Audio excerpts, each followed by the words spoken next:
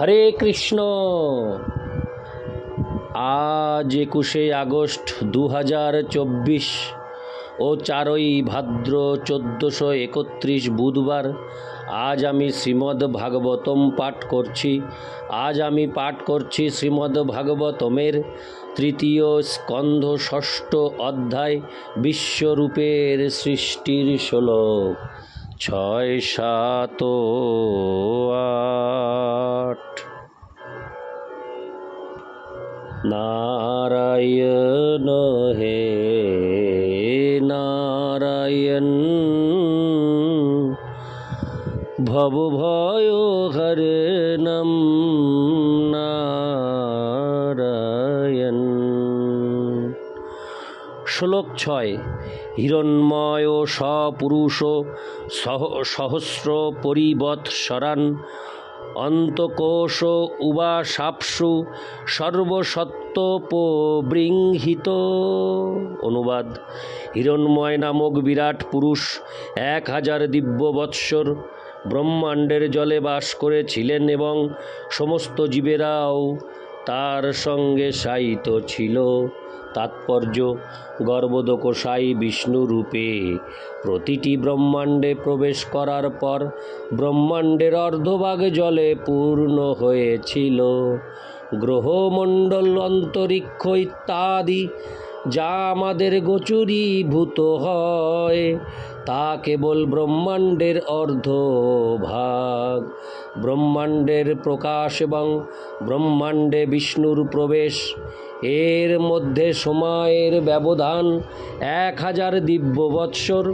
মহতত্ত্বের গর্ভে সঞ্চারিত সমস্ত জীবেরা গর্ভোদকশায়ী বিষ্ণুর সঙ্গে সমস্ত ব্রহ্মাণ্ডে বিভক্ত হয় এবং ব্রহ্মার জন্ম হওয়া পর্যন্ত তারা সকলে ভগবানের সঙ্গে শায়িত থাকে। প্রতিটি ব্রহ্মাণ্ডে ব্রহ্মাই হচ্ছেন প্রথম জীব এবং তা থেকে অন্য সমস্ত দেবতা ও জীবেদের জন্ম হয়। মনু হচ্ছে মানুষদের আদি পিতা এবং তাই সংস্কৃত ভাষায় মানুষদের বলা হয় মনুষ্য। বিভিন্ন প্রকারের শারীরিক গুণ সম্পন্ন মনুষ্য জাতি বিভিন্ন গ্রহে ছড়িয়ে রয়েছে। ইতি শ্লোক 6। শ্লোক 7। সবৈ বিশ্ব সৃজাং গর্ভদেব কর্মাত্মশক্তিমান বিবভাজাত্মনাত্মানো মেকধা দশধা ত্রিধা। অনুবাদ: মহত্তত্ত্বের সমগ্র শক্তি বিরাট রূপে স্বয়ং নিজেকে জীবের জ্ঞান শক্তি, ক্রিয়া শক্তি এবং আত্মশক্তিতে বিভক্ত করে পুনরায় সেগুলিকে যথাযথভাবে 1, 10 এবং 3 প্রকারে বিভক্ত করলেন। তাৎপর্য: চেতনা জীবের অথবা আত্মার লক্ষণ। জ্ঞান শক্তি বা চেতনা রূপে আত্মার অস্তিত্ব প্রকট হয়। সমগ্র চেতনা হচ্ছে বিরাট রূপের চেতনা এবং সেই একই চেতনা প্রতিটি ব্যক্তিতেও প্রদর্শিত হয়। চেতনার ক্রিয়া প্রাণবায়ুর দ্বারা সম্পন্ন হয় যা 10 ভাবে প্রকাশিত। জীবনের এই বায়ুগুলি হচ্ছে প্রাণ, অপান, উদান, ব্যান ও সমান এবং ভিন্ন প্রকারে তারা নাগ, কর্ম, ক্রীকর, দেবদত্ত ও ধনঞ্জয় নামে পরিগণিত হয়।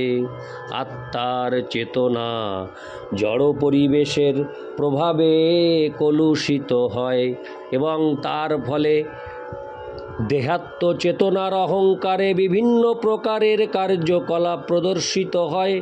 এই সমস্ত বিভিন্নমুখী কার্যকলাপকে ভগবদ্গীতায় 2:41 বহু শাখা হন্যন্তাশ্চ বুদ্ধয়ো হব্যবসায়িনাম রূপে বর্ণিত হয়েছে। বদ্ধজীব বিশুদ্ধ চেতনার অভাবে অনেক প্রকারের কার্যকলাপে বিভ্রান্ত হয়। শুদ্ধ চেতনায় ক্রিয়া কেবল একটি, যখন ব্যষ্টি জীব এবং পরমাত্মার মধ্যে পূর্ণ সামঞ্জস্য হয়, তখন জীবের চেতনা পরমেশ্বর ভগবানের চেতনার সঙ্গে এক হয়ে যায়। অদ্বৈতবাদীরা মনে করে যে চেতনা কেবল একটি, কিন্তু সাতত্ব বা ভগবদ ভক্তেরা জানেন, যদিও চেতনা নিঃসন্দেহে একটি, কিন্তু সেই একক চেতনার কারণ হচ্ছে ভাবের মিল। ব্যষ্টি চেতনাকে ভগবৎ চেতনার সঙ্গে যুক্ত হওয়ার উপদেশ দেওয়া হয়েছে। সেই সম্বন্ধে ভগবদ্গীতায় 1866 ভগবান নির্দেশ দিয়েছেন, সর্বধর্মান পরিত্যজ্য মামেকং শরণং ব্রজ। ব্যষ্টি চেতনাকে, অর্জুনকে পরম চেতনার সঙ্গে যুক্ত হয়ে তার চেতনার পবিত্রতা সাধন করার উপদেশ দেওয়া হয়েছে।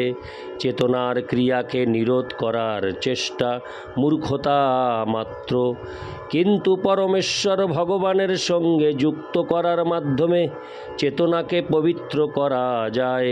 পবিত্রতার মাত্রা অনুসারে এই চেতনা 3 প্রকার আত্মিক বোধের স্তরে বিভক্ত: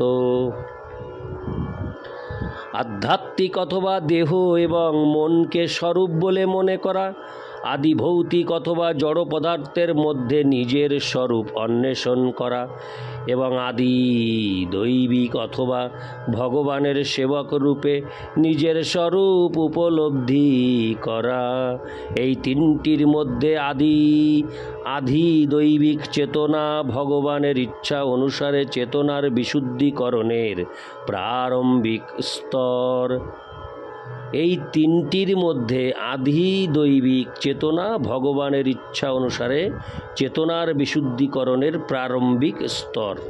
ইতি শ্লোক 7। শ্লোক 8। এষো হসে সত্যানামাত্মাংশ পরমাত্মন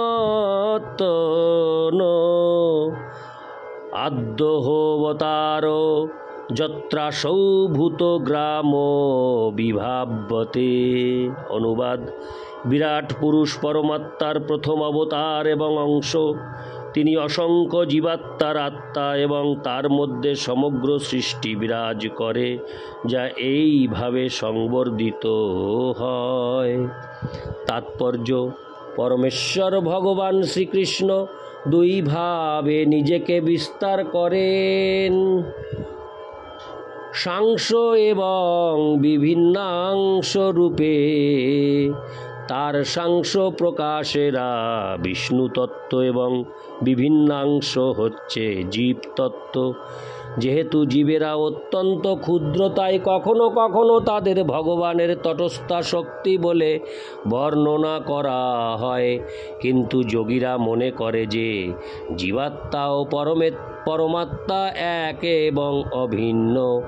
এইটি একটি বিরুদ্ধ মতবাদ, কেননা সৃষ্টিতে সব কিছুই ভগবানের বিরাট রূপের আশ্রয়ে বিরাজ করে।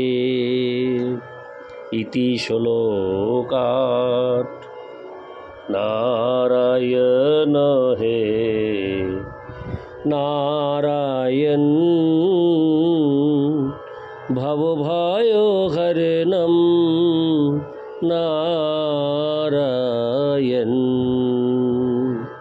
লক্ষ্মীকান্তম কমলনয়নম মঙ্গলচরণম নারায়ণ। হরে কৃষ্ণ।